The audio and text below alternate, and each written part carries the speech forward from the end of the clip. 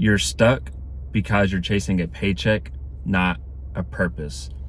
When it all becomes surviving and survival, and that's what life is about, that's what your job's about, it drains you because you're trading your energy for, a job, for, your well-being, and you're trading your days for comfort, and basically you're choosing safety.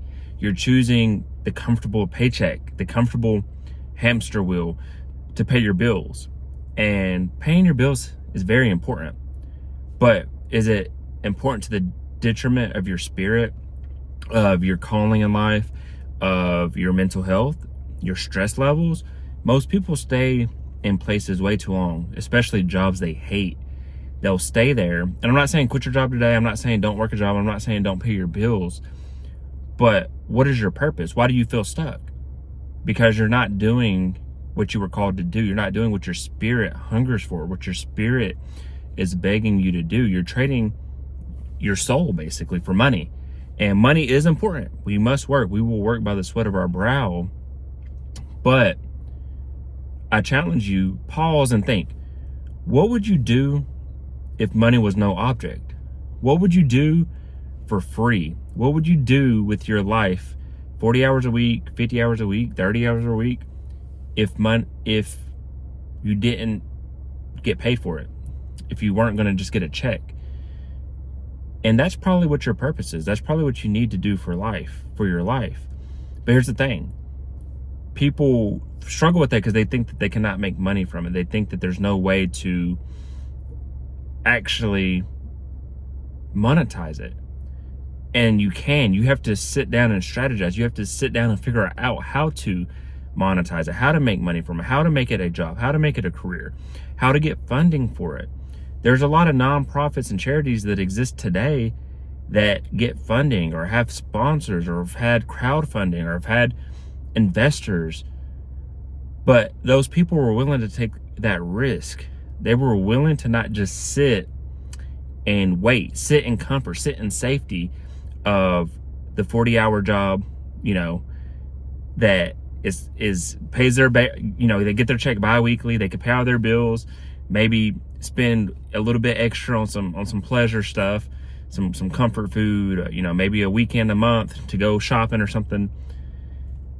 But those people that achieve their dream and start having that purpose and start working in their purpose or learn how to monetize their purpose, what they did is they took that risk. They took that leap. They stepped out off the couch. They stepped off the front porch and they went and chased it. They chased a purpose. They didn't chase a paycheck. Some people will stress out about being late to work or begging their boss for overtime or whatever. And I'm not making fun of those people because, like I said, it is honorable and integral to work a job. We must work. We must pay our bills. A lot of people have families to feed and things like that.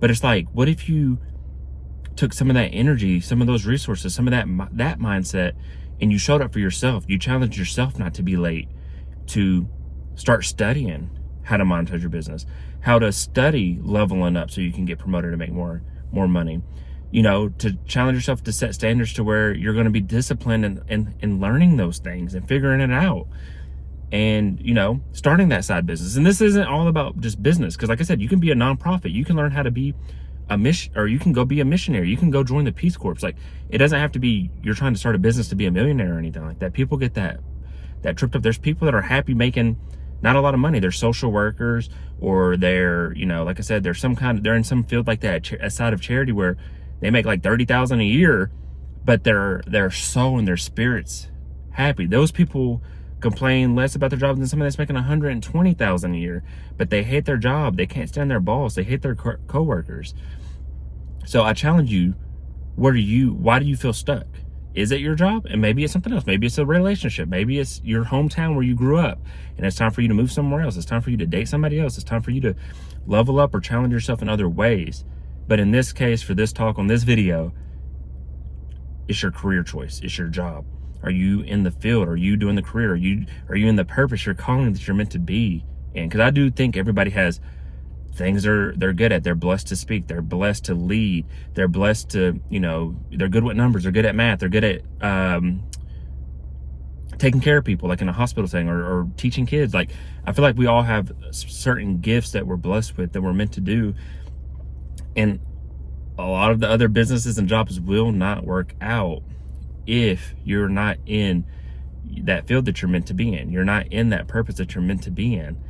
And maybe that's why your jobs keep not working out. Maybe that's why things keep going wrong, why you keep getting fired, why you keep having, to search for new employment, new opportunities. It can be any of those reasons, but that's for you to figure out.